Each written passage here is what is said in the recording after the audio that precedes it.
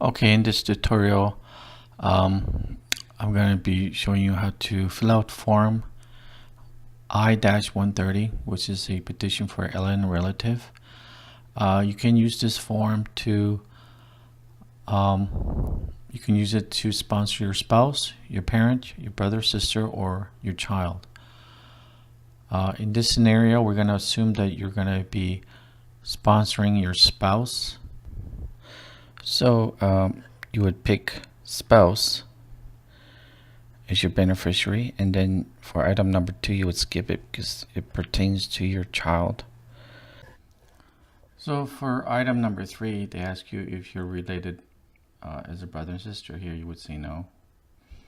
And then item number 4, they ask you if you got your permanent residency or citizenship through adoption. You would answer no. If you answer yes to either one of these, you need to see a lawyer because it will complicate things. If you're a green card holder, you would have an A number, which is on your permanent resident card, and you will put that number right there. If you're a U.S. citizen, you would put your social security number there. Also, if you're a permanent resident, you can also put your social security there. You will put your full name, your last name, and then first name, and the middle name, if any. Then if you have any other names that you go by, nicknames, maiden names, that you would put it here. Okay, so this information that you're putting in is the petitioner. That is you, the one who is sponsoring. Okay, and then you would put your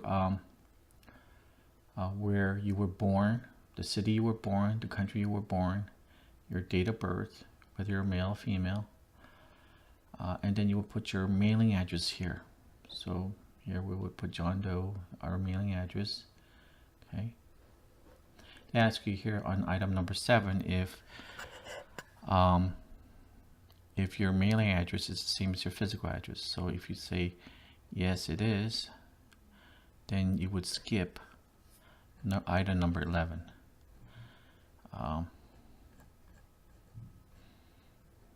You would skip numbers 12A to 13B.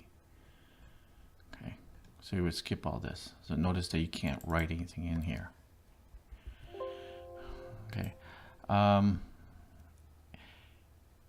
If you have another physical address, you would put it here.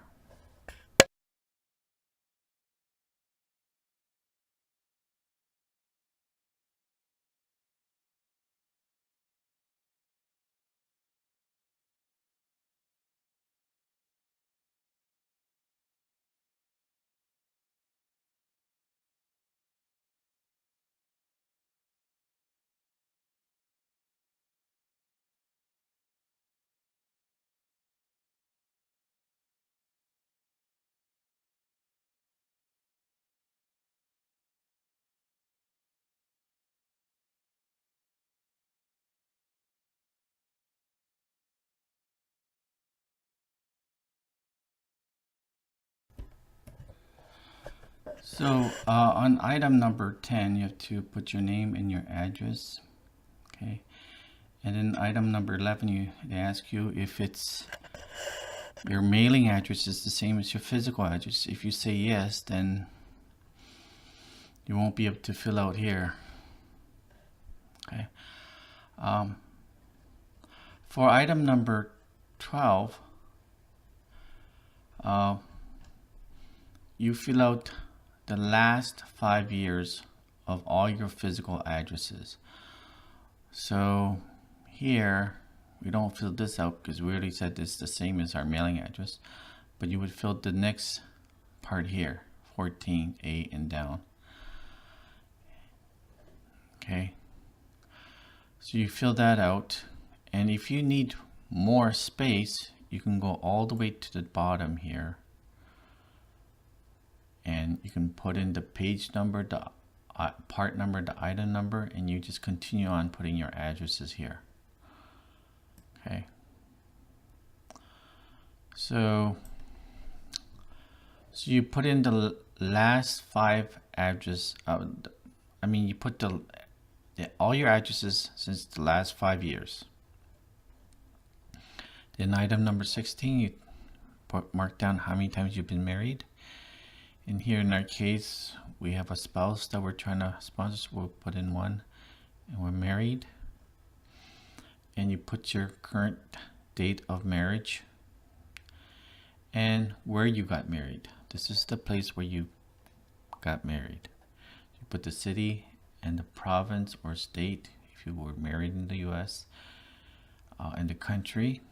Okay, and here you would state all your marriages, current marriages plus your prior marriages. So here you will put down the name of your wife, and if the marriage ended, then you will put down here. Now since you're still married and you're trying to bring your wife, you would leave this blank here. If you had prior spouses, you would put it here. So if you married more than once, you would put your next spouse here. And if you need more room, you would again go right down to the bottom to the end of the form, and there you would continue and put your prior spouses here with the page number, item number, part number, and then the item number. So this is your overflow information. Okay, so let's go back. Okay, so you list all your marriages here, your current marriages here, your current marriage here, and then if you were married before, you would put it over here. Okay, and if the marriage ended, you would put it over here on this space here. Here we're assuming that you weren't married, you were just married once. Okay, if you have any children, okay, if you, this here part is if you're going to bring your beneficiary spouse's children. Okay, so you would list any children that you have with your spouse, your current spouse. You would put it here, and you would put it here.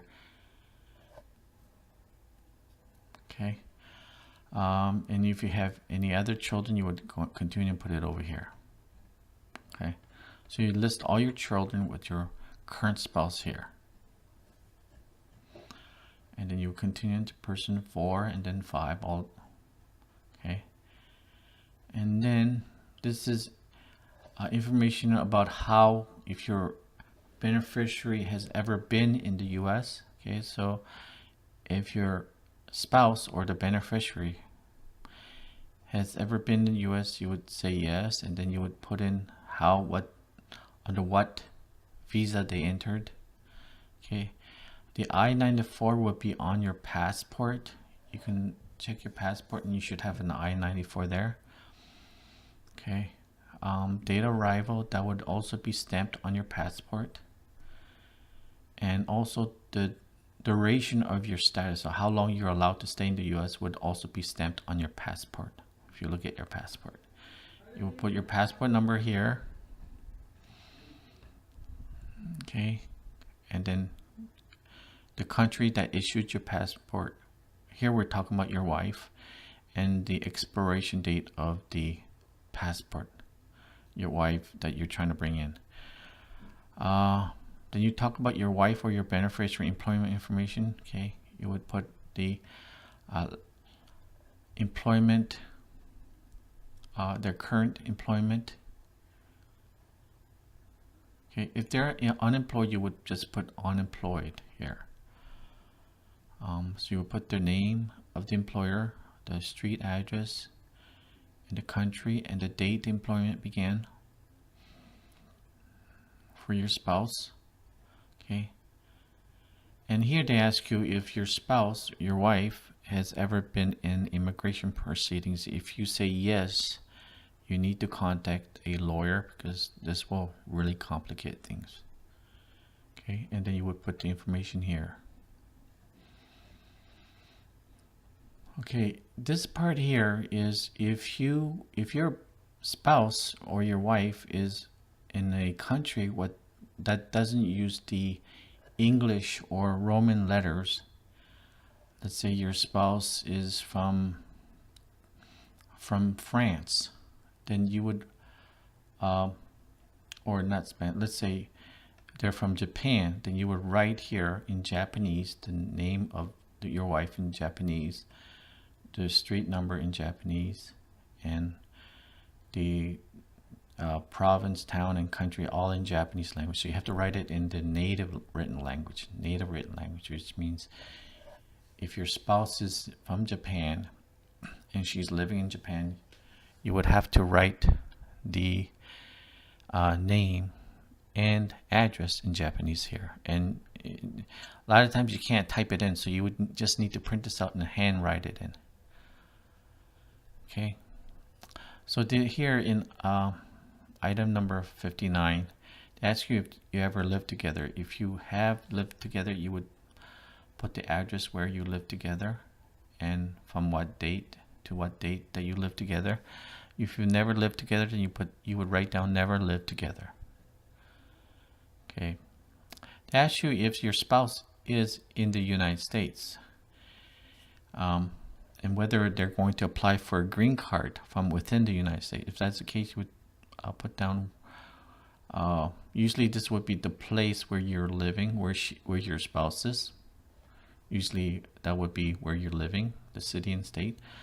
However, in our case, we're going to assume that you're applying for the spouse visa, immigrant visa from overseas, and let's say your spouse in our case, the spouse or the wife is in Toronto, Ontario. So this is where they're going to be applying for their spouse immigrant visa. So you would list the place where they're going to have the interview. So if your wife is in Toronto, then you would put Toronto because there's a U.S. consulate in Toronto, and that's where she can have her interview. Here they ask you, as the petitioner, which is the person who is sponsoring, whether they've previously filed a petition for for your current beneficiary or any other alien. So if you sponsored before, maybe another relative or another wife, then you would list that here. Okay, here we're going to assume that you didn't. So okay, so you would list all the name and the place that was filed, the date, and what the result was. Okay,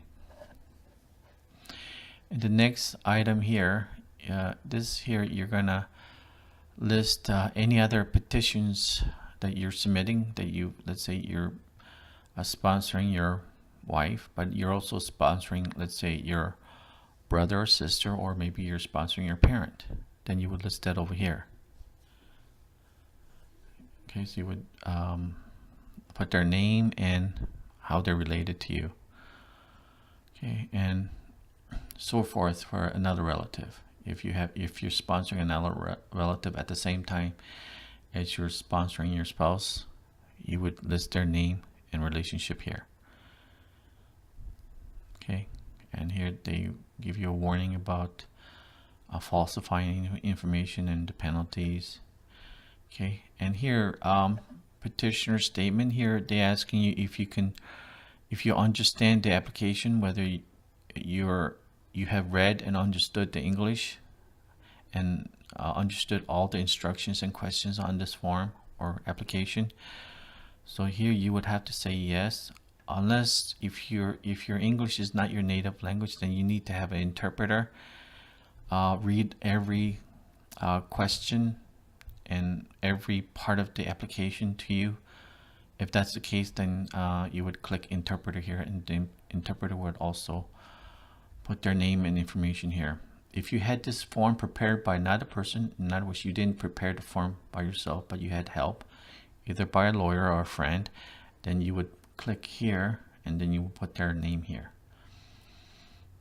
Here you would sign your name as the sponsor or the petitioner and the date you signed. And if you had an interpreter, this is where you would put their name, their mailing address, their contact information, and then the petitioner would have to sign and date here, and you would also list that the interpreter is also fluent in English and the language that they are fluent in.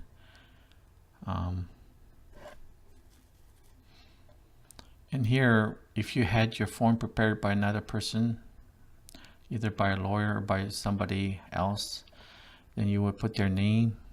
If it was done by a business, you would put the business name here, their mailing address. Okay, and the preparer also would have to put their contact information. And here they ask you if the preparer was a lawyer or not. If they were not a lawyer, you would click here.